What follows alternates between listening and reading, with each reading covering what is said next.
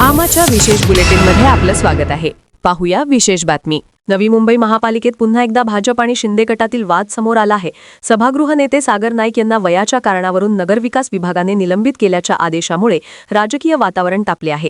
या निर्णयावर प्रतिक्रिया देताना सागर नाईक यांनी स्पष्ट सांगितले की अनुभवी आणि कामगार वर्गाला न्याय मिळावा यासाठीच हा निर्णय घेतला होता। मात्र नगरविकास विभागाच्या आदेशानंतर आता ते न्यायालयात जाणार असून आपला निर्णय कायम ठेवण्यासाठी कायदेशीर लढा देणार आहेत।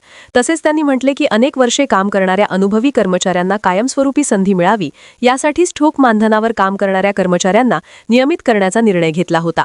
यामुळे अशा कामगारांना मोठा दिलासा मिळणार असल्याचा त्यांनी विश्वास व्यक्त केला। हे बघा, या ठिकाणी जसं सांगितले कर्मचाऱ्यांच्या हिताचं नाही, हे तर नवी मुंबईच्या हिताचा निर्णय आहे। कारण की नवी मुंबईच्या हितार्थ अनुभवी कर्मचारी भेटणं हे खूप गरजेचं आहे। अनुभवी कर्मचारी नसले तर निश्चितच अंमलबजावणीमध्ये त्याचा फरक पडतो आणि 2 वर्ष वय वाढल्यामुळे अनुभव त्या ठिकाणी भेटतो। पण निश्चितच दुटप्पी भूमिका ही जे पक्ष आहे त्यांनी घेतलेली आहे। कुठेतरी कर्मचाऱ्यांच्या बाजूने बोलतात आणि इथेच आता राज्य सरकारचं तो नगर विकास खातं हे निलंबित करतं। मला याची खंत आहे की राज्य सरकारने या बाबतीचा असा निर्णय घ्यायला नव्हता पाहिजे। तर पहिला आम्हाला विचारणा करायला हवी होती, पण आता निलंबित केला त्याला आम्ही उत्तर त्या प्रकारे देणार।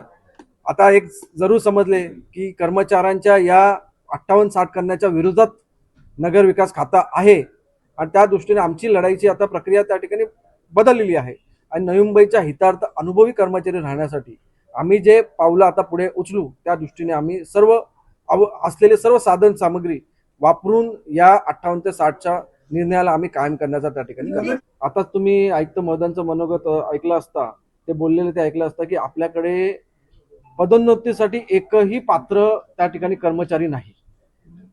त्यामुळे जी काही पद रिक्त होणार त्या रिक्त पदासाठी एकही कर्मचारी पात्र नाही।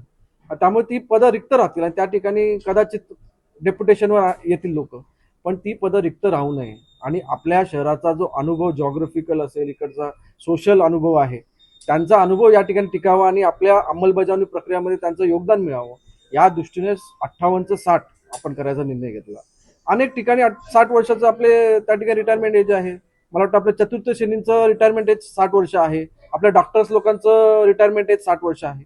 आता काय पत्र आले ते बघू, पण आम्ही या 58च्या 60 त्या ठिकाणी याच्यामध्ये आता उत्तर जे मागतील ते आम्ही देऊ, पण यामध्ये आम्ही काही कुठे पाठी हटणार नाही। सगळं नियम वगैरे तपासूनच आम्ही त्या महापालिकेने असा निर्णय घेतलेला आहे।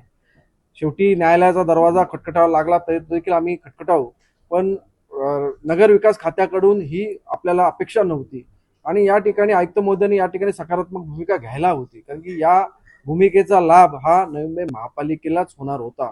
तर निश्चितच आता स्थगन प्रस्तावाच्या माध्यमातून चर्चा त्या ठिकाणी होईल, पण याची हा निलंबित झाला याची मला खंत जरूर आहे। आमा चॅनलला लाईक करा, बातमीला शेअर करा, सबस्क्राइब फॉलो करायला विसरू नका।